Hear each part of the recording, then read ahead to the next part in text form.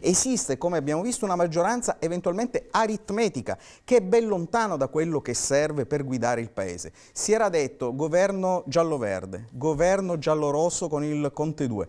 Mi permetta di dire, questo è il governo arlecchino. Lo conferma Fabio Crea. Domani la direzione nazionale di Fratelli d'Italia voterà no alla fiducia al governo Draghi, nonostante l'apertura, almeno verso l'astensione del primo periodo. Ha fatto cadere l'apertura un governo che non è altro che lo specchio di una gravissima contraddizione e ipocrisia politica. L'unità nazionale invocata dal premier incaricato, secondo l'esponente veneto di Fratelli d'Italia, una volta resa pubblica la lista dei ministri, rivela l'assenza di una maggioranza politica in Parlamento.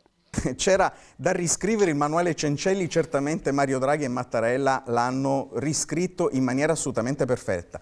Ipocrisia politica, secondo Crea, un esecutivo, questo, che non avrebbe una visione per fare riforme vere e non sarebbe vicino all'economia reale.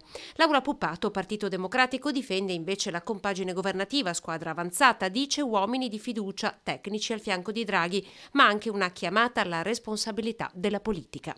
Lui ha ragione quando dice che è l'unico sovranista rimasto al suo posto. Il fatto che un pezzo della destra si sia staccata e grazie alla mediazione di Giorgetti si sia tornati a ragionare in maniera responsabile, intelligente e capace di futuro, con un inserimento dell'Italia, con una necessità per l'Italia di stare ben dentro l'Europa e magari anche di guidarla, mi pare la cosa più interessante in questo momento.